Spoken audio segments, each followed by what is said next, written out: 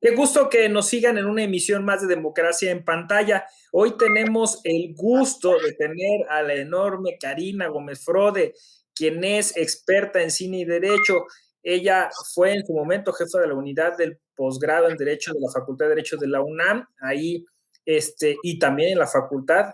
Estuvo siempre impulsando estas actividades que tenían que ver con cine y derecho, cine club, cine debates. Tiene una coordinada, una revista sobre cine y derecho, una amplia conocedora del tema, sigue siendo profesora de esta facultad, pero además, bueno, pues está ahora como directora de arbitraje en la Comisión Nacional, en la CONAMED, ¿no?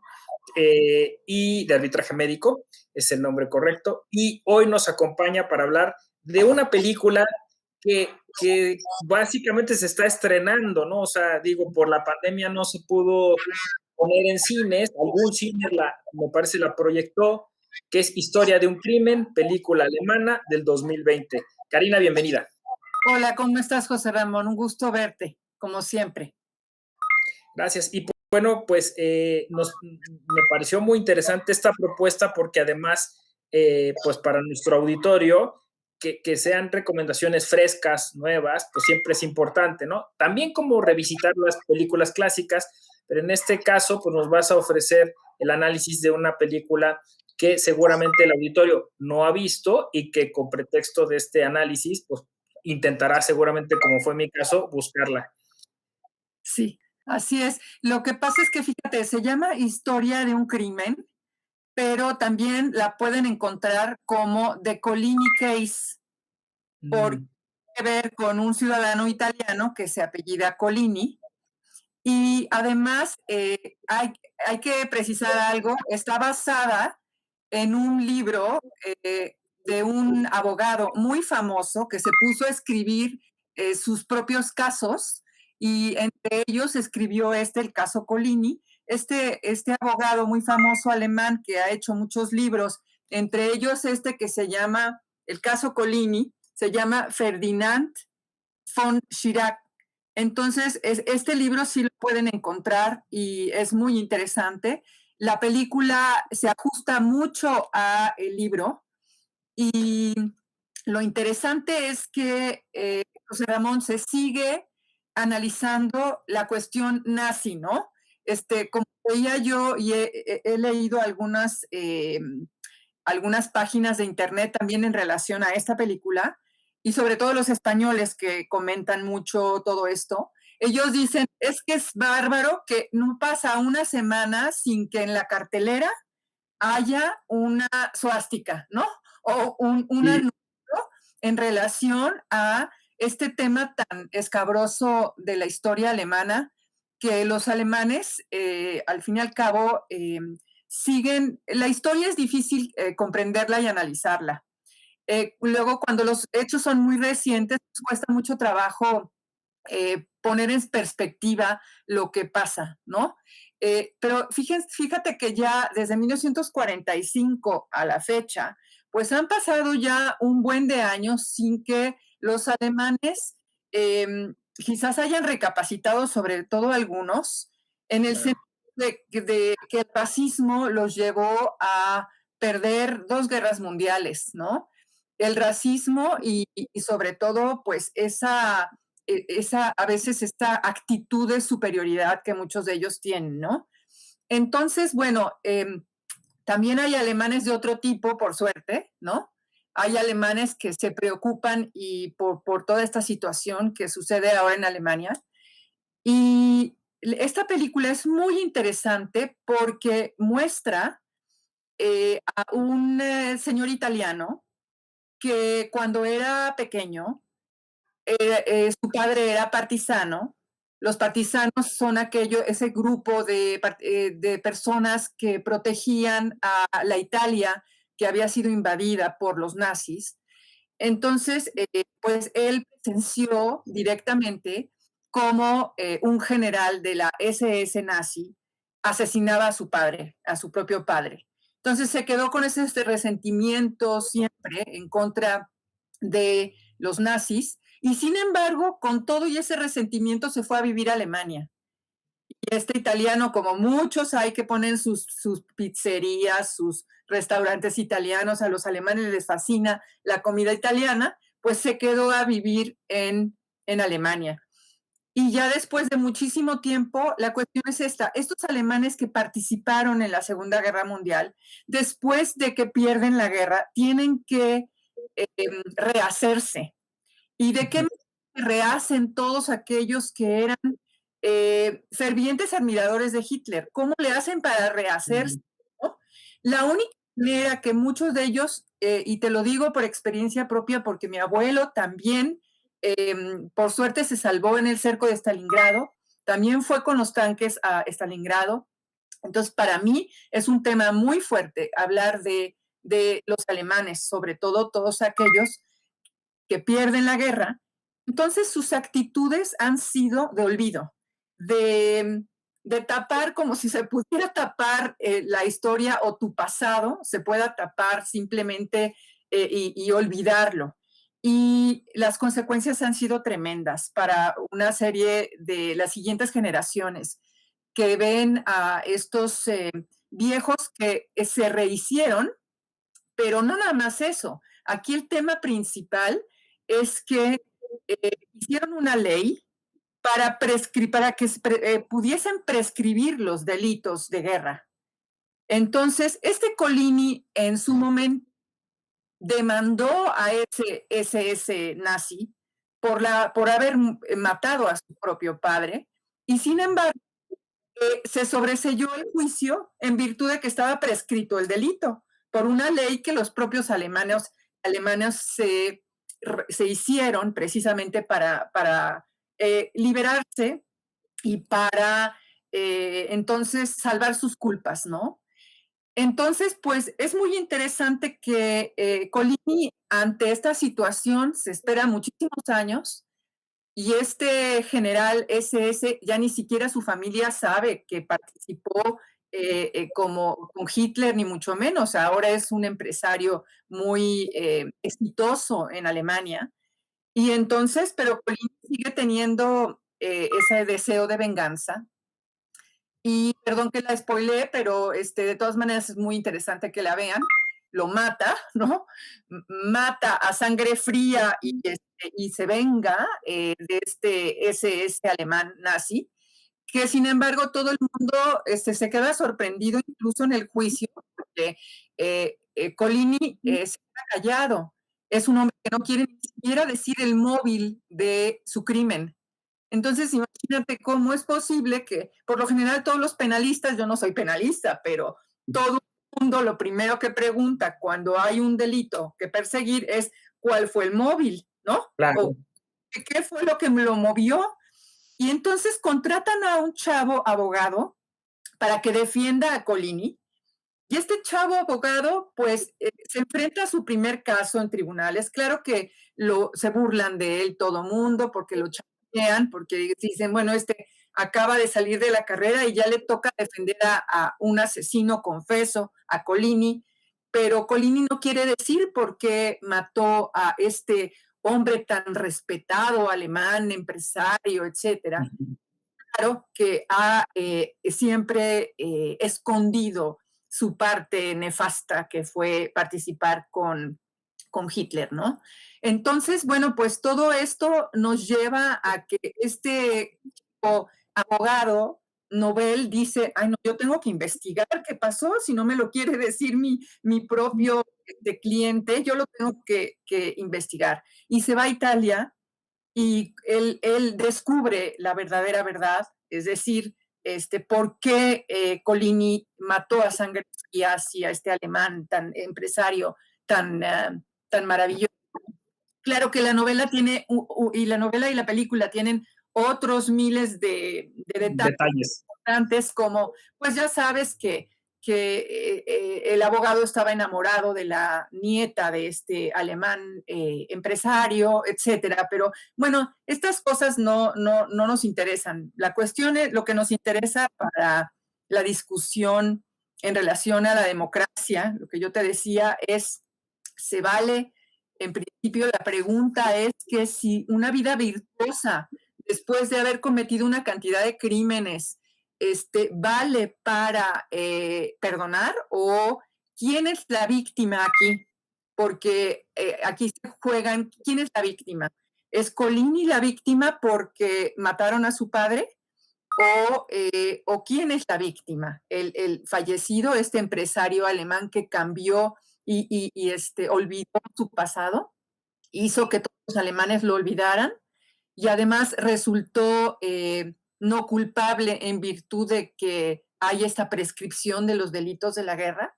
Entonces, claro, los alemanes se han protegido de esta manera, pero no les ha resultado muy bien porque entonces sigue habiendo una culpa colectiva, sigue habiendo una culpa colectiva muy fuerte. Es algo increíble que ya, pues, tantos años que han pasado y esto no se repara. Y lo más preocupante es estos nuevos partidos que hay en Alemania, como Alternative für Deutschland se llama.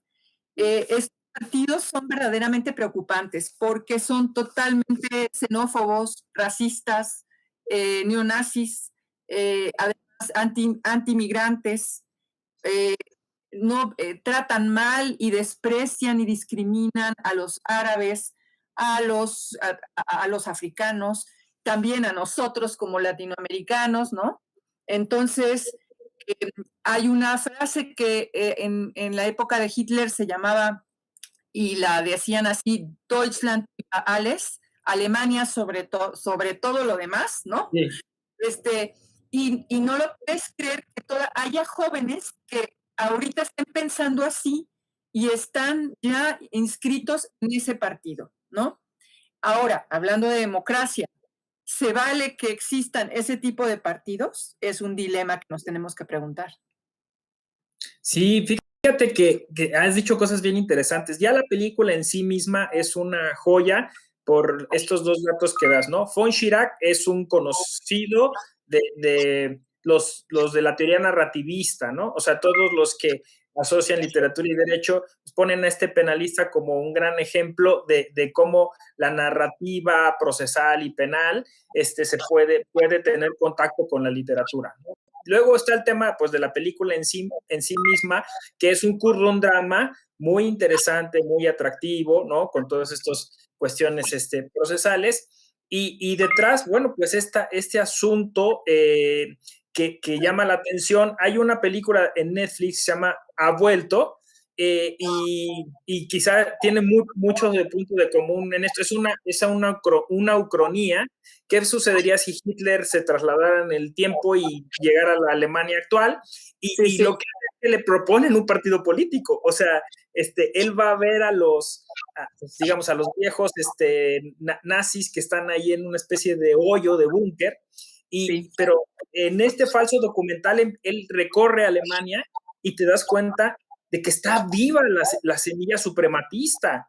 Y no solo en Alemania, en muchos lugares del mundo, y esto es terrible y preocupante, porque claro, a través del ejercicio democrático, Hitler llegó al poder y a través del ejercicio democrático podría volver a llegar. Así es muy preocupante. Además, Ferdinand von Schirach, como tú bien dices, tiene esta narrativa interesantísima en donde mezcla precisamente lo procesal con lo penal, ¿no? Pero introduce todas estas preocupaciones, por ejemplo, esto de hacerse una autoamnistía, ¿no? Ajá. Verdaderamente, o también preguntarse por qué prescriben esos delitos. ¿No deberían de prescribir?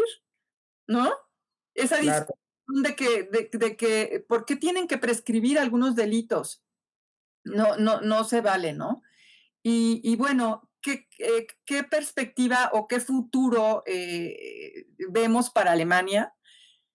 Pues el problema es que aunque esta Angela Merkel ha sido una figura muy importante para Alemania, y obviamente ella, como proviene de la Alemania democrática, de la Alemania socialista, pues tiene esta formación más humanista, creo yo, que los otros alemanes que quedaron del otro lado de Alemania. Sin embargo, también en esa zona de Alemania Oriental es donde más han surgido estos movimientos neonazis.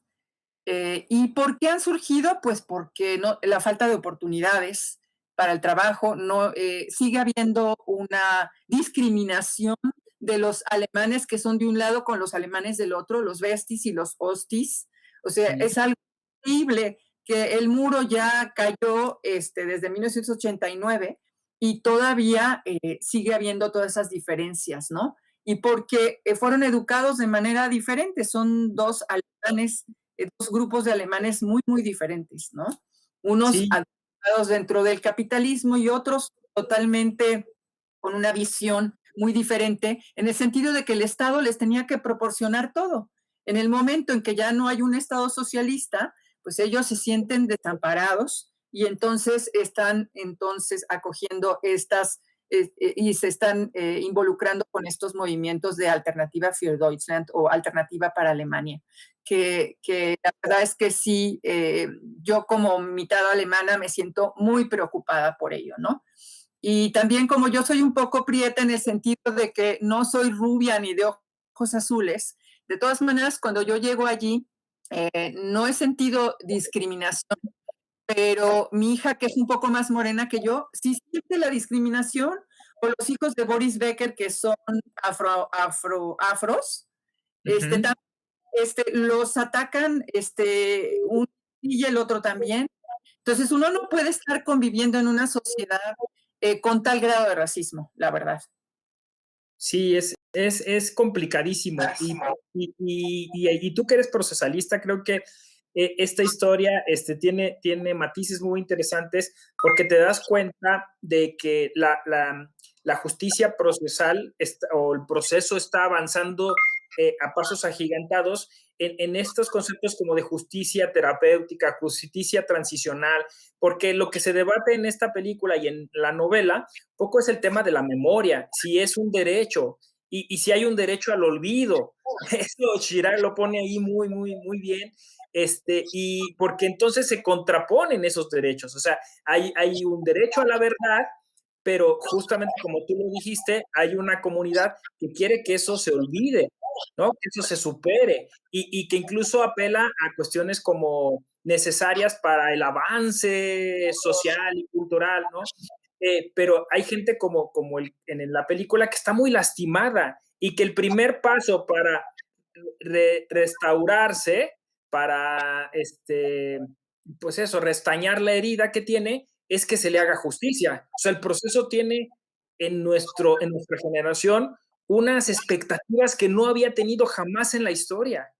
O sea, no es simplemente para decir quién tiene o no la razón, ¿no? Sino ahora incluso es para buscar la verdad y no la verdad procesal, la verdad ontológica. Claro, la verdad material, ¿no? Sin embargo, bueno, ahí están los temas en el sentido de que yo estoy totalmente en contra de que exista el olvido. El olvido no puede existir porque por más que quieras tapar, no, se destapa, y sobre todo estos horrores cometidos, estos no se pueden tapar nunca. Entonces, como tú bien dices, necesitamos una cultura de reparación del daño. Sin embargo, Colini no cree en eso, no cree ni siquiera en la justicia, ni cree en el proceso jurisdiccional en lo más mínimo. Por eso va al hotel y a sangre fría con una pistola que encuentra, porque además siempre ha sido un hombre pacífico y tranquilo, pero eso sí, se hace justicia por propia mano, ¿no? Entonces, no cree en los tribunales ni mucho menos. Y así, desgraciadamente, tenemos a un gran sector de la población que no cree en nuestras instituciones de impartición de justicia, desgraciadamente, ¿no?